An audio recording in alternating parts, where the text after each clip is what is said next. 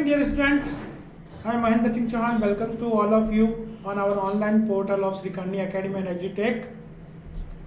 तो हम बात करें डियर स्टूडेंट्स, तो पिछली क्लास में हमने बात की रिप्रोडक्शन के बारे में हम बात कर रहे थे, और रिप्रोडक्शन में भी हमने बात की थी कि ए सेक्सुअल पार्ट हमने कंप्लीट पढ़ लिया था। ए सेक्स रिप्रोडक्शन इन प्लांट्स बात कर रहे हैं, तो रिप्रोडक्शन इन प्लांट्स में हमने ए सेक्सुअल पार्ट जो है वो कंप्लीट कर लिया है। ए सेक्सुअल के नेचुरल मोड और आर्टिफिशियल मोड सारे ही पढ़ लिए हैं। नेचुरल चाहे लीव से है, चाहे रूट से है, चाहे स्टेम से, सारे मोड्स हमने पढ़े हैं। ठीक है, आर्टिफिशियल की बात करें तो आर्टिफिशियल पे हमने पढ़ा है, चाहे गुट्टी मेथड हो, चाहे ग्राफ्टिंग हो, चाहे लेयरिंग हो, चाहे माउंट लेयरिंग हो, ये सारे के सारे मेथड्स हमने पढ़ लिए हैं, नेचुरल और आर्टिफिशियल। इसके बाद बात करें सेक्सुअल रिप्रोडक्शन। सेक्सुअल रिप्रोडक्शन की शुरुआत भी हमने कर दी थी, और सेक्सुअल रिप्रोडक्शन में बात करें तो पहले हमने स्ट्रक्चर बात की थी फ्लावर के स्ट्रक्चर की। ठीक है, फ्लावर का स्ट्रक्चर मैंने आपको थोड़ा सा बताया था, नहीं बताया था फिर आपको देख लीजिएगा।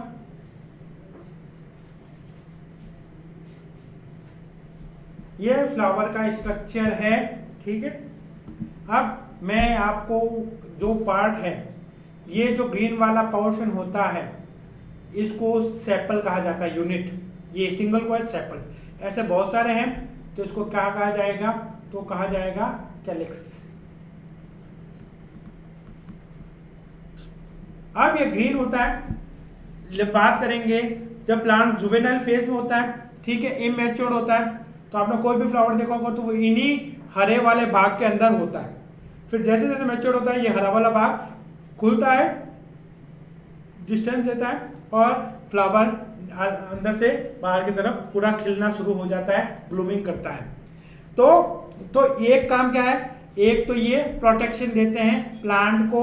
ठीक है, कब, जब प्लांट जुवेनाइल फेज में होता है। सेकंड, ये करते हैं फोटोसिंथेसिस। ग्रीन पार्ट है तो ग्रीन क्यों है, क्लोरोफिल इनके पास, क्लोरोप्लास्ट है जो कि फोटोसिंथेसिस करेगा और न्यूट्रिशन में हेल्प करता है, नरिशमेंट में हेल्प करेगा। ठीक है, तो इस पोर्शन की बात करें अपन, तो ये अपन कैलिक्स की बात करें, तो कैलिक्स के बारे में पहले बताना चाहूँगा थोड़ा सा, यहाँ वापस थोड़ा सा बता देता हूँ आपको। पार्ट्स ऑफ फ्लावर,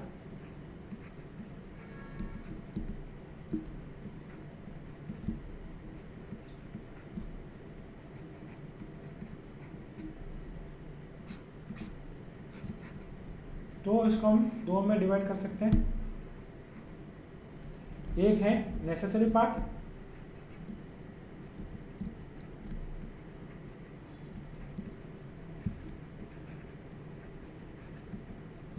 दूसरे हैं एसेसरी पार्ट।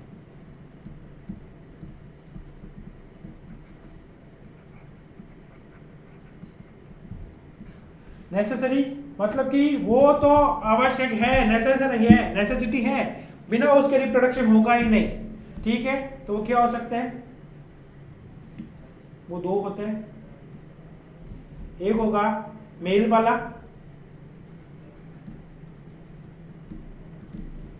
एक होता है फीमेल का। जो मेल वाला होता है उसको कहा जाता है एंड्रोशियम,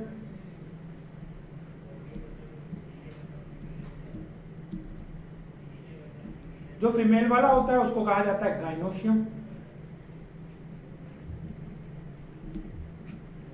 ठीक है, हालांकि इसमें डिटेल बात करेंगे, एंड्रोशियम के अलग अलग पार्ट होते हैं, एंड्रोशियम के भी जो बात करेंगे इसमें 3 कंपोनेंट होंगे, एंथर, फिलामेंट और कनेक्टिवा।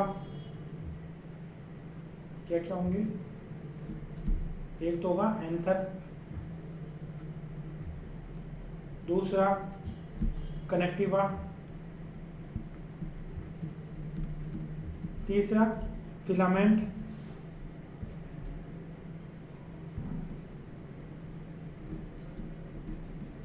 गाइनोशियम में बात करेंगे, गाइनोशियम के भी पार्ट होते हैं, ये रहा स्टिग्मा, फिर स्टाइल, ये रही सेकंड पोर्शन, ये रहा स्टाइल, और तीसरा गाइनोशियम का जो पार्ट है वो है ये ओवरी। तो स्टिग्मा, स्टाइल और ओवरी, और यहाँ पे देखो ये एंथर येलोइश कलर में। तो ये ओवरऑल है यहाँ नेसेसरी पार्ट्स का। दूसरी तरफ हम बात करें एसेसरी पार्ट की, तो एसेसरी पार्ट में क्या होंगे, जो असिस्ट करे, किसको असिस्ट करेगा, नेसेसरी पार्ट को असिस्ट करे। तो नेसेसरी पार्ट को असिस्ट कौन कर सकता है? ये एक तो जैसे कैलिक्स बताया मैंने, दूसरा होता है कोरोला। कैलिक्स जो होता है वो मैंने बताया ग्रीन कलर में होता है, हार्ड होता है और जुवेनाइल फेज में।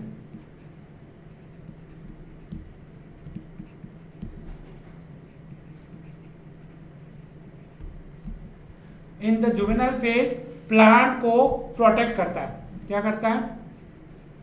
प्रोटेक्ट किस कौन से? अंदर के जो इसके ऑर्गन्स है, नेसेसरी पार्ट, जो हम एंडोशियम गाइनोशियम की बात कर रहे हैं, मेल और फीमेल रिप्रोडक्टिव ऑर्गन की बात कर रहे हैं। अब ये सारे पार्ट हो गए इसके। ग्रीन कलर है तो क्या करेगा? फोटोसिंथेसिस। हार्ड है तो क्या कर रहा है? प्रोटेक्शन। ठीक है। सेकंड बात करें अब कोरोला की। कोरोला कैसा होता है? नाम से बता रहा है, को मतलब कलरफुल।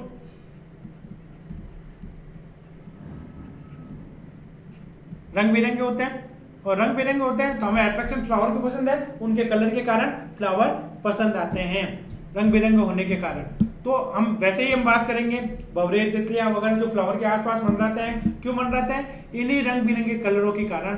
और उसके साथ साथ क्या करते हैं? वो नेचर का काम करते हैं। नेचर में बात करेंगे तो क्या करते हैं? नेचर का काम होता है पॉलिनेशन, मतलब कि पोलन ग्रेन को ट्रांसफर करना। ठीक है। अब यहाँ से इन पोलन ग्रेन को उठा करके यहाँ स्टिग्मा पे पहुंचाते हैं। ये अपने आप तो आएंगे नहीं, ठीक है, यहाँ से उठा करके यहाँ पहुंचाते हैं। ये तो एक फ्लावर में तो आ सकते हैं, ठीक है। दूसरे फ्लावर में तो सपोज एक फ्लावर ये यहाँ है और दूसरा फ्लावर यहाँ है, तो फिर यहाँ से यहाँ कैसे आएंगे? तो यही जो बात करेंगे, जो पोलन ग्रेन है वो इन्हीं इंसेक्ट, बटरफ्लाई, वास्प, बीटल के थ्रू आते हैं। वो आते हैं फूल के पास, वो यहाँ पे मंडराते हैं, वांडरिंग करते हैं, और यहाँ से जैसे वो यहाँ आते हैं उसके सकिंग करने के लिए ये पोलन ग्रेन उनके साथ चिपक जाते हैं, और फिर जब वापस दूसरे फ्लावर पे जाते हैं तो उन्हीं पोलन ग्रेन को यहाँ पे छोड़ देते हैं इनकी स्टिग्मा पे। तो कलरफुल होते हैं। तो 80% जो होता है पॉलिनेशन इंसेक्ट्स के थ्रू होता है, और वो भी सिर्फ इन कोरोला की वजह से आता है। कोरोला कलरफुल है और 80% पॉलिनेशन में ये हेल्प करते हैं। तो इनका काम क्या होता है? मेनली अट्रैक्शन का। किसका? अट्रैक्शन करना, चाहे ह्यूमन बीइंग हो चाहे इंसेक्ट्स को हो, ठीक है। तो बात करें इसके आगे ही नेक्स्ट, मैं वापस रिपीट कर दूंगा इन चीजों को। तो टिपिकल फ्लावर हैज 4 पार्ट्स, ठीक है, जो हमने बात की है। 2 एसेसरी होते हैं और 2 नेसेसरी होते हैं। तो एसेसरी में बात करें तो कैलिक्स, इसकी यूनिट क्या होगी? सेपल। ये देखो साथ साथ बताता जाऊंगा, ये कैलिक्स और इसकी ये यूनिट सेपल।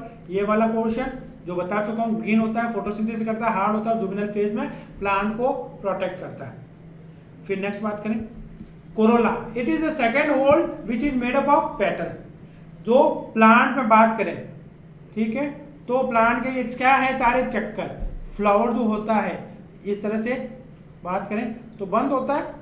तो जैसे बात करें सबसे बाहर मैंने हरा वाला पोर्शन, उसके बाद अंदर की तरफ ये पत्तियां, फिर बात करें एंथर, फिर उसके अंदर ओवरी।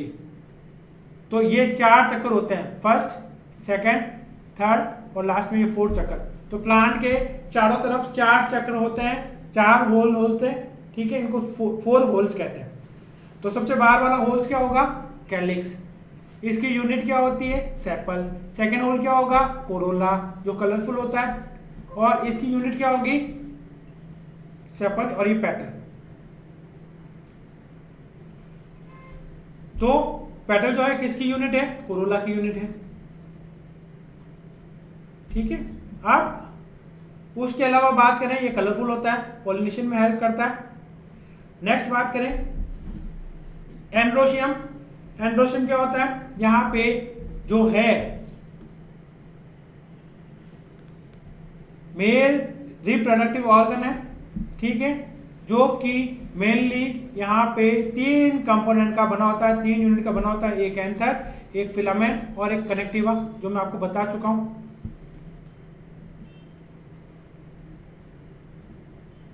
एंथर के स्ट्रक्चर में बात करें तो ये कुछ इस तरह का एंथर का स्ट्रक्चर होता है। यहाँ पे बात करें तो ये होता है एंथर लोब। एंथर लोब तो दो लोब है, ये भी लोब है, और दोनों लोब आपस में जुड़े होते हैं किसके थ्रू? कनेक्टिवा के थ्रू। बीच में कनेक्शन क्या है? कनेक्टिवा। उसके बाद बात करें फ्लावर, यहाँ पे मेल रिप्रोडक्टिव ऑर्गन को फ्लावर से अटैच करके रखता है। ओवरी से अटैच करने वाला पोर्शन क्या कहलाता है? फिलामेंट। तो ये हो गया फिलामेंट। तो एंड्रोशियम मेल रिप्रोडक्टिव ऑर्गन है और कहाँ होता है? कोरोला के भी अंदर। ये देखो पहले हमने बात की कैलिक्स, फिर ये कोरोला, और कोरोला के अंदर ये वाला पोर्शन जो है ये एंड्रोशियम। ये देखो ये फिलामेंट है और यहाँ एंथर है, लोब है ये दोनों, और बीच बीच में यहाँ पॉलन ग्रेन होते हैं। फिर और बात करें, फिर लास्ट होल जो बचता है फ्लावर का वो होता है गाइनोशियम, जिसको कहा जाता है इनर मोस्ट होल और फीमेल रिप्रोडक्टिव ऑर्गन। अब गाइनोशियम की यूनिट क्या कहलाती है? कार्पल्स या पिस्टल। और इसी तरह से बात करेंगे, यहाँ पे हम बात करें तो मेल में जो एंड्रोशियम की यूनिट होती है उसको क्या कहते हैं? स्टेमन। ये चीज ध्यान रखना। सबकी यूनिट की बात करें, कैलिक्स की यूनिट सेपल, कोरोला की यूनिट पेटल, तो एंड्रोशियम की यूनिट स्टेमन, और गाइनोशियम की यूनिट कार्पल और pistil. A carpel is formed from ovary, style और स्टिग्मा। तीनों चीज बता दी हमने कि कार्पल जो बना होता है किसका बना होता है? ओवरी भी होती है, स्टाइल भी होती है और स्टिग्मा भी होती है। Calyx and corolla are external and are called accessory whorl. जैसे मैंने आपको बता चुका हूँ, कैलिक्स और कोरोला क्या होते हैं? एसेसरी होते हैं और बाहर के चक्र होते हैं। ठीक है। Androecium and gynoecium directly take part in the reproduction.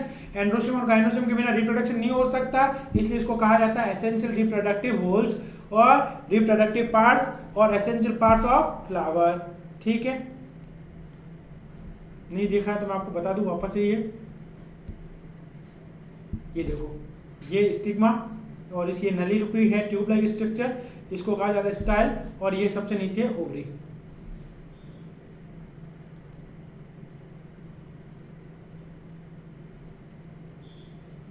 फिर फ्लावर को हम दो तरह से बांट सकते हैं कि एक जो फ्लावर, ठीक है, एक कंप्लीट फ्लावर होता है, दूसरा इनकम्प्लीट फ्लावर होता है। कंप्लीट फ्लावर किसको कहेंगे?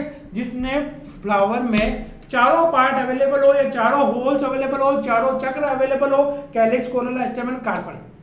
ठीक है, तो यहाँ पे मेल रिप्रोडक्टिव ऑर्गन भी होगा, फीमेल रिप्रोडक्टिव ऑर्गन भी होगा, सेपल भी होंगे, पेटल भी होंगे, या कैलिक्स, कोरोला प्रेजेंट होंगे। तो सब चारों चीजें प्रेजेंट हो गई तो उसको कहेंगे कंप्लीट फ्लावर। अब जब इनमें से एक भी चीज मिसिंग है, कोई एक भी होल मिसिंग है या एक भी पार्ट मिसिंग है, तो कैसा फ्लावर होगा? Incomplete flower. ठीक है, तो वही चीज हमने लिखी है, complete flower. All parts are present. जैसे मस्टर्ड में बात करें, मटन में बात करें, पी या मटर। ठीक है, यहाँ पे ये पी तो हमें बहुत अच्छे से पढ़ना है क्योंकि जेनेटिक्स के इसी के आगे पीछे घूमेंगे हम, और जेनेटिक्स बहुत इंपॉर्टेंट पोर्शन है। नेक्स्ट बात करें incomplete flower. Incomplete flower one और मोर पार्ट्स आर एब्सेंट। एग्जांपल जैसे पपैया, एक या ज्यादा पार्ट्स जो होते हैं वो मिसिंग होते हैं, जैसे पपैया की बात करें। इसके बाद बात करें नेक्स्ट, सॉरी प्रीवियस वन। अब मैं यहाँ पे आपको कुछ बताना चाहूंगा कि जो एंथर है, एंथर के स्ट्रक्चर से रिलेटेड, कि एंथर का जो स्ट्रक्चर होता है, जो भी प्रीवियस स्लाइड में मैंने बताया था,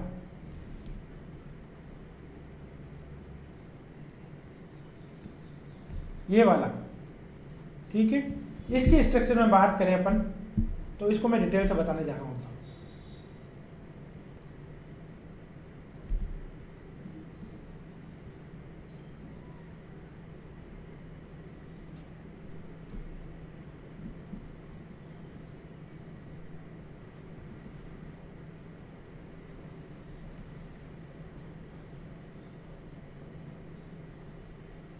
मैं थोड़ा सा कलर चेंज कर लेता हूँ, इसमें थोड़ा आपको सुविधा रहेगी।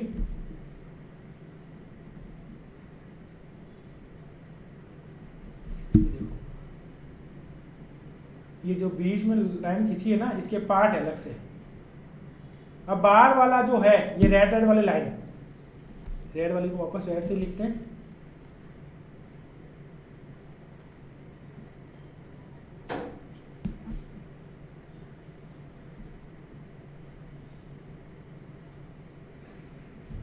देखो ये वाला था एंथर लोब।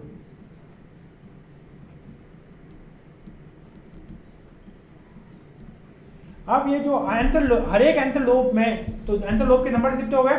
2। एक ये वाला, दूसरा ये वाला। नेक्स्ट बात करें, हर एक एंथर लोब में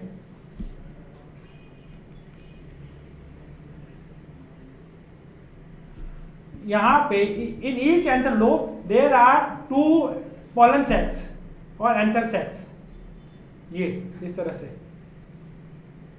एक यहाँ एक यहाँ। तो इसको क्या कह सकते हैं हम? एंथर सेक। तो टोटल कितने हो गए? 4 एंथर सेक हो गए, ठीक है। और इसी के अंदर होते हैं पोलन ग्रेन, ठीक है। अब कैसे बनते हैं हम इसी की स्ट्रक्चर को डिस्कस करते हैं।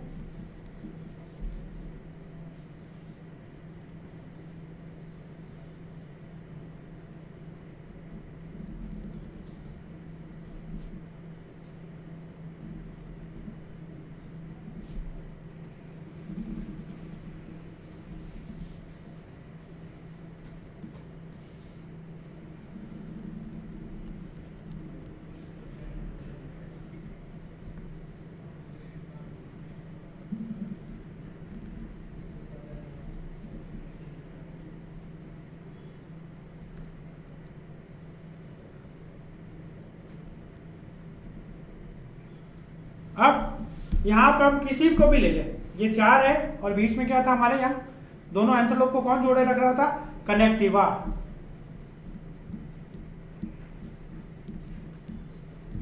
तो ये बीच का जो जंक्शन होगा ये तो हो गया कनेक्टिवा।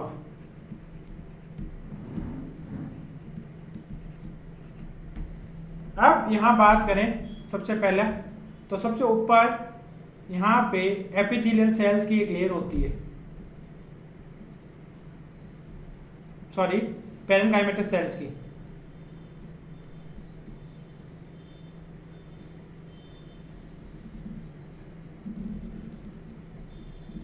ये जो फर्स्ट लेयर होती है ये पेरेन्काइमेटस सेल्स है, उनकी लेयर्स है। इसको, ये सिंगल लेयर होती है, इसको कहा जाता है एपिडर्मिस।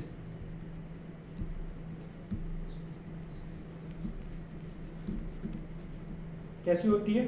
सिंगल लेयर, इस तरह से।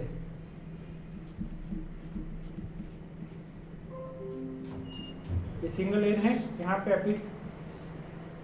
एपिडर्मिस की। फिर नेक्स्ट बात करें तो इसके नीचे ही एक और लेयर होती है,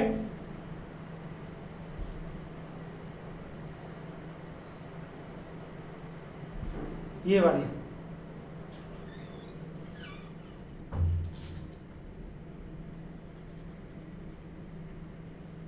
जो डिफरेंट कलर में मैंने रिप्रेजेंट की है। तो कौन सी होगी? इसको एंडोडर्मिस नहीं कहेंगे। एपिडर्मिस के नीचे नॉर्मली कहता है जो एंडोडर्मिस कहते हैं, नहीं, यहां हम इसको कहेंगे एक्सोथीसियम। एक्सोथीसियम, एक्सोथीसियम कहने का मतलब है यहां पे इन जो बैंड्स होंगे, हम जैसे इसकी बात करें, ये जो लेयर्स है, अब यहां पे ये जो सेल है, यहां पे क्या होते हैं? अल्फा सेलुलोज के बैंड जो होते हैं अंदर से बाहर की तरफ निकलते हैं। किसके बैंड्स? अल्फा सेलुलोज के बैंड।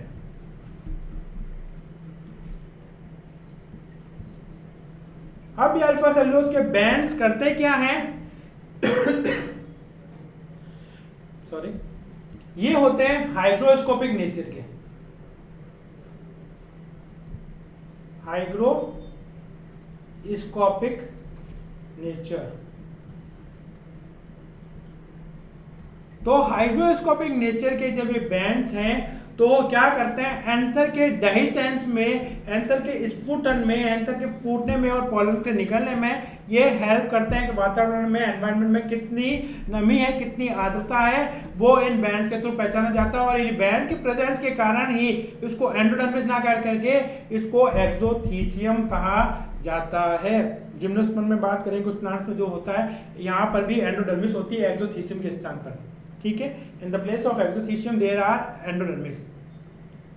कहीं कहीं पे एपिडर्मिस के प्लेस पे भी एक्सोथीसियम होती है, ठीक है। कहीं कहीं एक्सोथीसियम एब्सेंट ही होती है, जैसे कुछ वाटर लिविंग प्लांट्स होते हैं, नाजाडिएसी, लैमेलिएसी, ठीक है, वहाँ पे ये नहीं होती है, उसकी रोल नहीं होता है क्योंकि already they are living water living plants. उसके अलावा बात करें और क्या होगा, जस्ट इसके नीचे, नेक्स्ट डिफरेंट कलर में यूज करता हूं,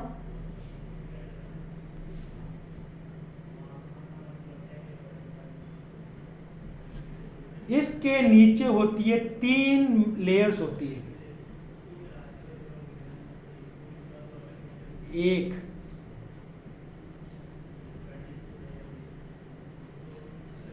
2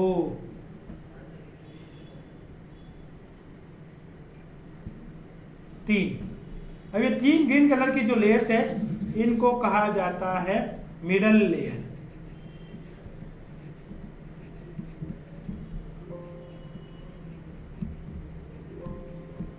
अब मिडिल लेयर क्या होती है, ये जो है इसके अंदर एक और लेयर होती है,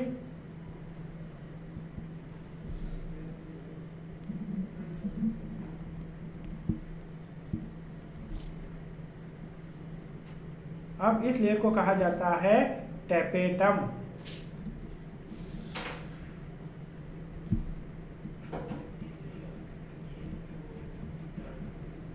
और टेपेटम के अंदर होता है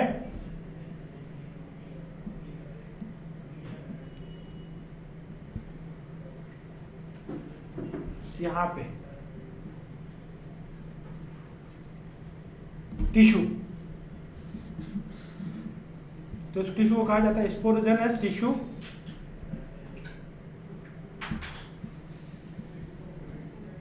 स्पोरोजेनस टिश्यू।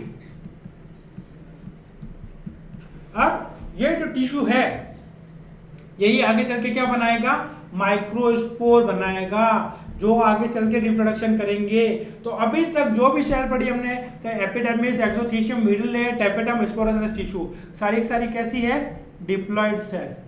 कैसी है, डिप्लॉइड। और डिप्लॉइड आप समझते होंगे, सेल साइकिल आपने पढ़ा है, सेल के बारे में पढ़ा है, तो डू एन, जो उसको डिप्लॉइड कहा जाता है। तो अभी तक की सारी सेल्स कैसी है, डिप्लॉइड सेल है। अब यहाँ पे एपिडर्मिस का काम क्या होता है, प्रोटेक्शन देना, इसको प्रोटेक्ट करके रखना। एक्सोथीसियम बताया मैंने, हाइग्रोस्कोपिक नेचर है, एंथर के डाइसेंस में हेल्प करती है। फिर बात करें यहाँ पे जो मिडिल लेयर है, मिडिल लेयर्स के नंबर जो बताया मैंने आपको 3 बताए। इनका काम क्या होता है, यहाँ पे मेन काम बताऊँ मैं आपको पहले टेपेटम का। तो टेपेटम का काम होता है स्पोरोजेनस टिश्यूज को नरिश करना। क्या करना, नरिशमेंट ऑफ स्पोरोजेनस टिश्यू, ठीक है, क्योंकि यही आगे चल के क्या बनाएंगे, माइक्रोस्पोर, या फिर जिसको हम कहेंगे मेल जर्म सेल या मेल गैमेट। मेल गैमेट कौन बनाएगा, यही टिश्यू बनाएगा, इसलिए इसका नरिशमेंट होना जरूरी है। और इसको नरिशमेंट करेगा कौन, टेपेटम करता है। और टेपेटम में बात करें, टेपेटम में खुद में नरिशमेंट कहां से आएगा, टेपेटम को नरिशमेंट कौन देगा, टेपेटम को नरिशमेंट देगी मिडिल लेयर, इसीलिए तो इनके नंबर 3 रखे। होलोक्टिया में बात करें, होलोक्टिया एक प्लांट होता है, उसमें मिडिल लेयर्स की संख्या 4 होती है, ठीक है। तो ये अलग अलग होता है। अब यहां पे ये जो बन गया टेपेटम, फाइनली यहां से nourishment in the sense cell का साइटोप्लाज्म, सेल का साइटोप्लाज्म मिडिल लेयर से टेपेटम में आना, और टेपेटम से यही साइटोप्लाज्म नरिशमेंट। हमारा पॉइंटर कहाँ गया है, चलिए ठीक है जी जी।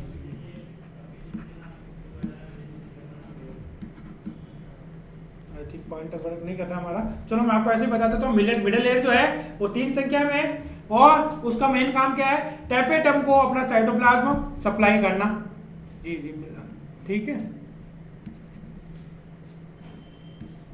चलिए हम इसको रोकते हैं। तो यहाँ पे मिडिल लेयर का काम है टैपेटम को साइटोप्लाज्म में या नरिशमेंट सप्लाई करना, और टैपेटम इसी नरिशमेंट को आगे सप्लाई करता है, आगे पहुंचाता है कहाँ पे, स्पोरोजेनस टिश्यू को। और स्पोरोजेनस टिश्यू में क्योंकि वही आगे चल के क्या बनाएगा, माइक्रोस्पोर बनाएगा।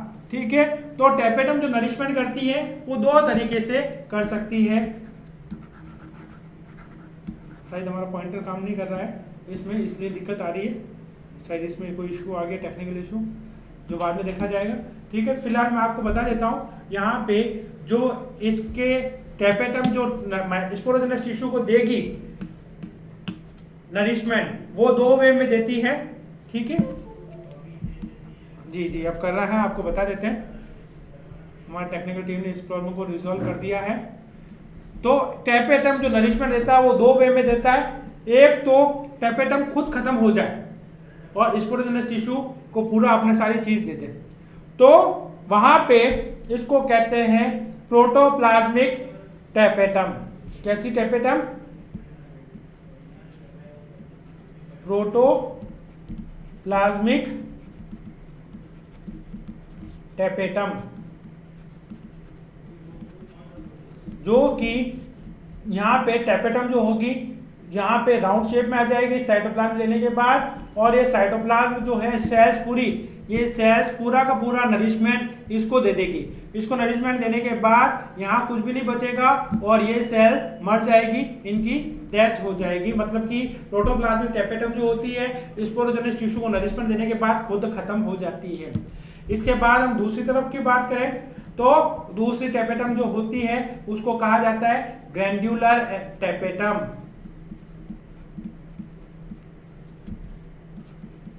ग्रैंड्यूलर टैपेटम।